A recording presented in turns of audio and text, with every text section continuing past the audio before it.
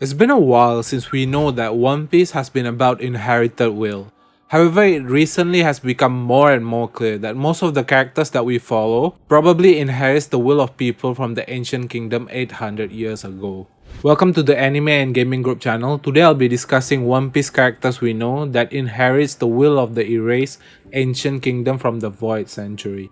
So, in One Piece chapter 1116, there was a panel where a civilian was wondering, how is the war 800 years ago is going to continue if the people that participated in the war is already dead? Obviously, they don't know that Emu exists, and the Gorosei are highly likely to have lived for over 800 years, considering they seem to know Joy Boy personally.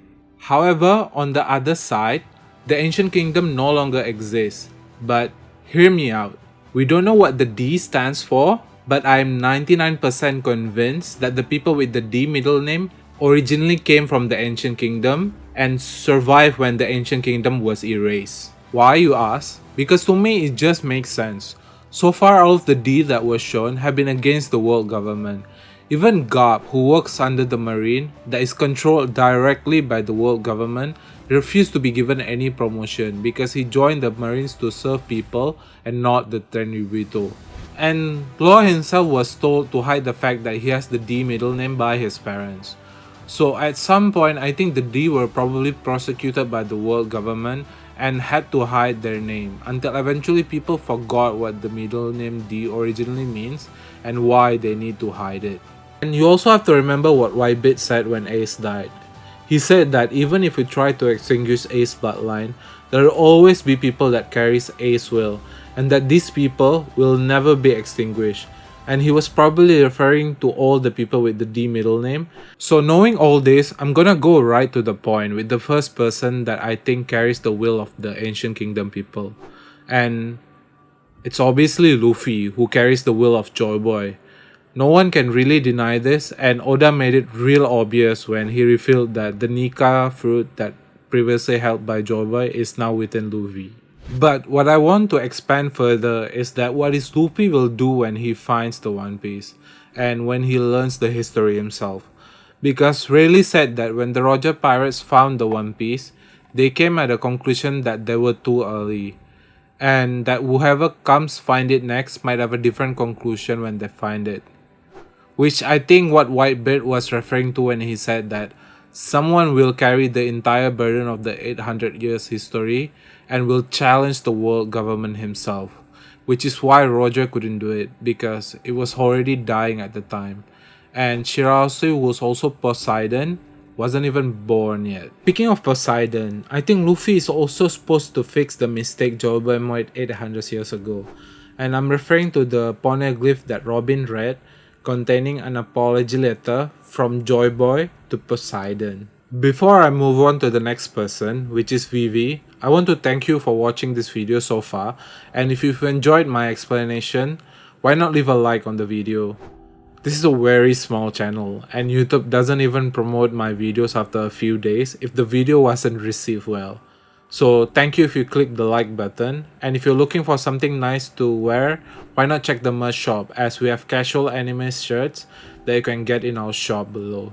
So continuing with the video, the next person that I obviously thinks inherits the will of a person from 800 years ago is Vivi, who inherits Nefertari D Lily will.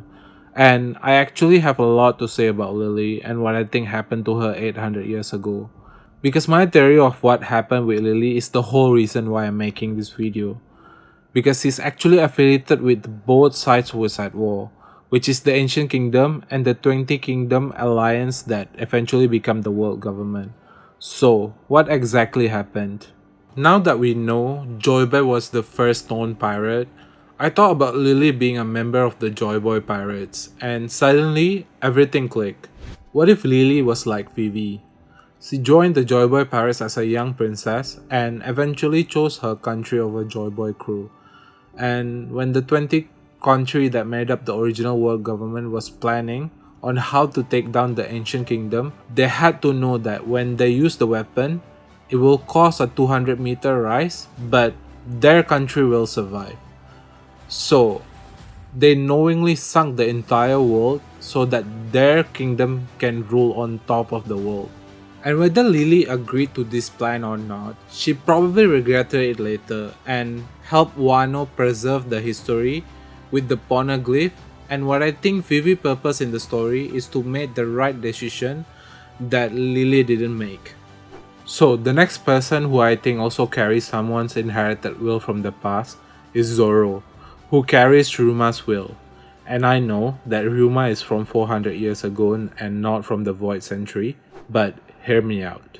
What if during the Void Century, on Joyboy Cure, there's also a swordsman, and he's also from Wano?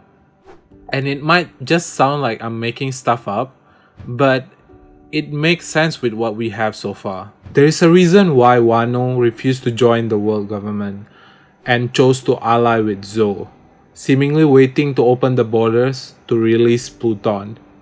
And it's probably because in the past they were allied with the ancient kingdom. And as for Ryuma, we know that people from Wano are the only people who can read the poneglyph before Ohara researchers figure it out. So, what if Ryuma found out the entire history 400 years ago and chose to fight the world government? It's been told that Ryuma was famous for slaying dragons. However, what if Ryuma didn't slay an actual dragon, but he was killing the Tenryubito? And what if the one who defeated Ryuma and stole the Shodai Kisetsu from Wano was Saint Venus? Of course, we don't know exactly what happened, but it makes a lot of sense if this was the case, because this can explain both how Ryuma got his car, which he didn't have on the monster one shot, and also explains how Saint Venus got his hands on the Shodai Kitetsu. Next, I will actually go through the Straw Hat really quickly, and I want to explain what part of the 800 years story they actually represent, because it's actually mostly a speculation with little to no proof. First, we have Nami, which still has a mysterious parents that we don't know, and she could have somehow also traveled 800 years to the future the same way Toki did. Second, I have Chopper, who I think has a connection with Zunisha, as I think Zunisha was a pet of the Joyboy pirate crew. And lastly, who knows if the ancient robot that was in Egghead was a creation of Joyboy Pirate's shipwright, just like General Frankie is.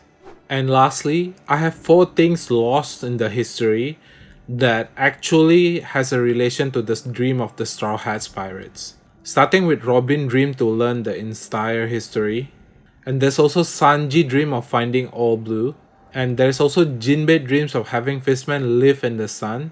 And there's also Bing Sake, who I think was originally sung by the Joyboy Pirates crew.